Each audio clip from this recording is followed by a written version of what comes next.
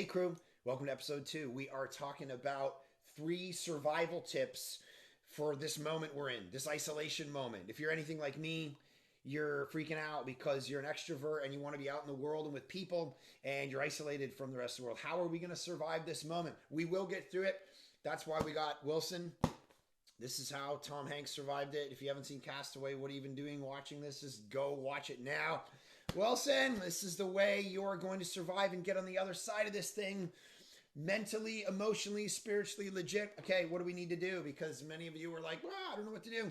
All right, I went and researched a nun who's been in isolation for 21 years, and she gave 3 tips to surviving this moment, and I want to share them with you. All right, so let's jump into it. First, tip number 1 is first, you need to establish structure and routine in your life. So, for many of you, maybe this is the first time you've worked from home and you're used to calendaring. And here's one thing you got to do: you got to wake up, you got to have a shower, you got to get dressed. All right. You got to make your bed. You have to have calendaring. And so, like, you're setting up meetings like it's a real thing. Because if you sit around in your flannels till 1 o'clock in the afternoon, that is a fast road to depression. All right. Within 3 days, you're going to be jumping out a window.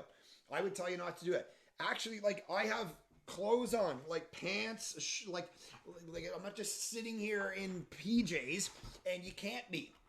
So you got to get up, you got to have a shower, you got to make your bed, you got to really create intentional structure and routine to your day to survive this. Mentally, it's going to help you. All right. Secondly, she talks about the idea that you got to be intentional and love others right now. And so how do you be intentional?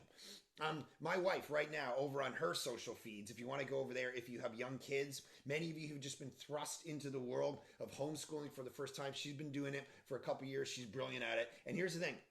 She's like reading to your kids on her YouTube channel. She's talking about different themes that you can do for your days. If all of a sudden you're at home with your kids and you don't know what to do, listen, don't be the person who just sits around and scrolls through their phone all day. All right, you're going to get depressed very quickly. And so she's got theme days. A couple days ago, we did an Italian restaurant theme day. So it was like we all got dressed up. My kids made spaghetti and bread and had everything all set with candles and Italian music playing. And we sat down and we had this whole experience as a family. Yesterday was 80s day. They all dressed up like it was in the 80s. We watched things that we watched in the 80s. And so she's doing like a Christmas theme day. So there's all kinds of themes that you got to be doing with your kids to keep you on point, to keep you intentional, and you got to love others. Just before I shot this, I was getting texts from just a couple of people going, hey, how you doing? How are the kids? You know, that just says a lot. It makes me feel cared for. And so make sure you're doing that with the people around you. There is this moment that we're in right now, which is like, we can either, we've never been in a moment like this as a generation. And so we can either let it, where we become super defensive to the world and we just fight for our own and fight for our family and fight for our stuff. Or we can recognize, man, this is a moment to actually love on other people and make them feel special. And so send that text, send that video to people, whatever you need to do. Actually, giving of yourself is good mentally for you, emotionally, spiritually. It actually serves you in the end and not just other people. So that's a good thing. And then thirdly, she says, use this time for self-reflection and relaxation.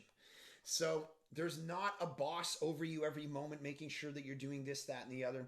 So why don't you take a deep breath and actually relax? Why don't you do the thing with this moment that we sometimes never do with vacation, for instance. So we always tend to come back from vacation and say, man, I need a vacation from that vacation. That's dumb.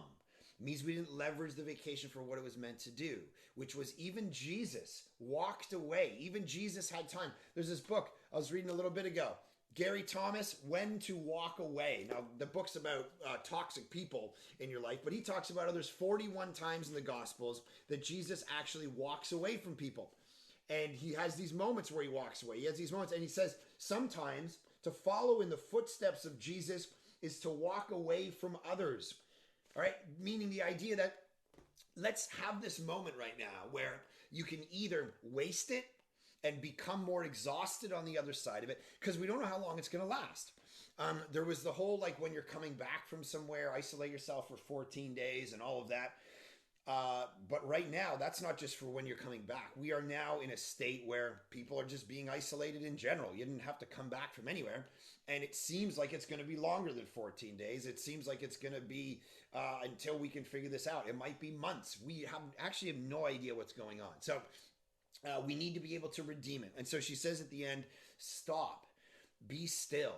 You can either waste this period of social distancing and be frustrated, or you can choose to make it the best it can be. You can choose to be better on the, it can make you the worst version of yourself, or it can make you the best version of yourself. Those are your options right now. So I would say this is a way to survive. You got to be focused on structuring yourself, focused on actually loving and caring. If you got kids at home, I feel for you. I totally get it. If your spouse hasn't worked from home before, I feel for you. I get it. This might be an opportunity for you. If your marriage has not had the best communication, now you're thrust to be together. Erin and I are going to be talking about that in a few episodes from now. I'm going to have her on, and we're going to be talking about marriage and raising kids in this cultural moment where everyone's isolated. How are you going to survive it? Because now all of a sudden this person's in your space, and sometimes if you've had a rhythm where you've been apart, now you're going to fight more, you're going to freak out, you're facing financial pressures and difficulty. We get all that. So how are we going to do marriage and parenting on the other side of that? That's going to be, as we all try to survive this moment. Love you guys, and go watch Castaway to get inspiration. I'm growing a beard here, and I'd love to hear your thoughts on whether I should give it a go and grow it as long as I can at a moment like this, so I can reflect the Tom Hanks image to the world. But my wife's probably not going to let that happen.